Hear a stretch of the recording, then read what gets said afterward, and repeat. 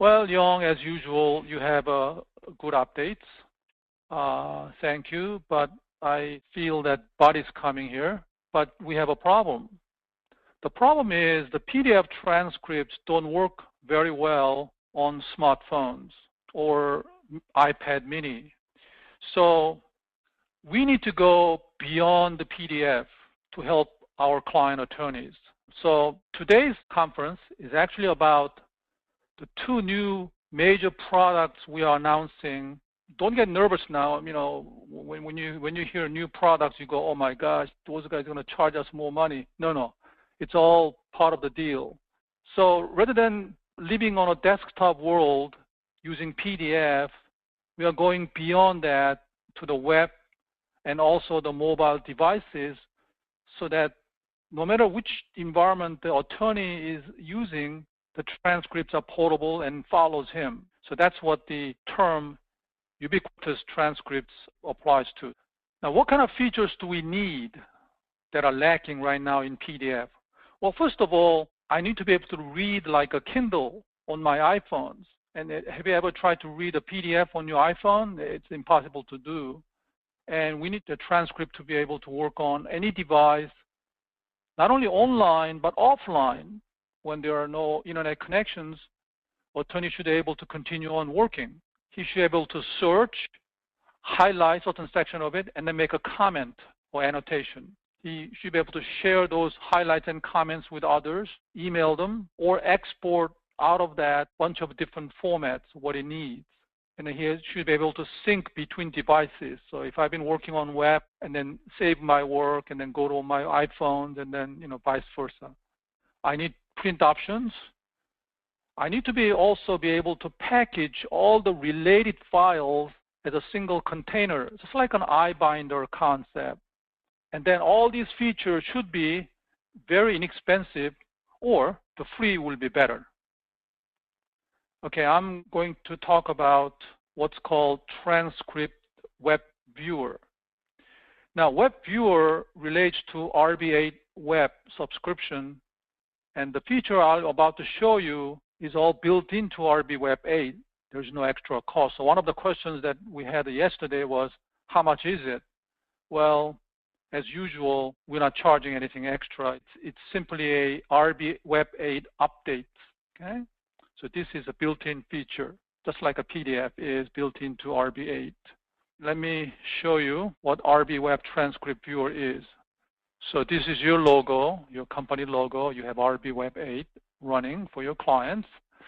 And Mr. Jack Minker will log in. He's in the office today, and he logs in from his laptop or whatever. As he logs in, he will actually now see a new tab, a new menu called Transcript Packages. So that's the new technology or new product that we are using as a basis for Transcript Viewer. So we'll talk a little bit more about packages later in production, but just as you understand now, that's something that you will be creating in RB8. So we are now offering transcript packages. Now later on, once you start offering that, this menu will actually, you will be turning this menu off. It's confusing. What's a transcript? What's transcript packages? Well, transcripts will go away, and only thing you will have is the transcript packages. Okay, so let me go ahead and click in it. And we just simply have a standard search filter. So I'm working on a case called GSK. That's the firm we represent as defense attorneys. Search. Those are the 3 plaintiffs that I'm currently working on. Let me go into Yong Lee. Click into that. And now we are loading a transcript package for this particular plaintiff. Now, what you're looking at here looks like a notepad is the transcript viewer. I have a problem with my eyesight as I get older, so I'm going to change the settings. 12 is too small, so I'm going to go to 16. I don't like a Courier font. I like a Verdana. And let me save that. Okay, that's more like it. It's easier for me, easier on my eyes. So you can change those settings. Now you have a standard navigation mode. So you are in a page mode, so you can simply go to different pages, go back, or you can go to a particular page. But you also notice that there is a hyperlink exhibit here. Now, unlike your standard hyperlinked exhibits you're currently doing now, this is simply a link which you click on it, then it'll simply open the whatever exhibit you hyperlink it. So this is the actual accident report from the police. So that's available as this is the package concept here. I can actually also do search, and I'm interested in word accident. And once you search for a particular word or phrase, you automatically go into what's called word mode on the top left here. And it found the 33 places that word accident occurs. So you can just simply scroll through. And as I come to a particular page, as an attorney, I say, oh, that's the date of accident. So I need to highlight these two lines here.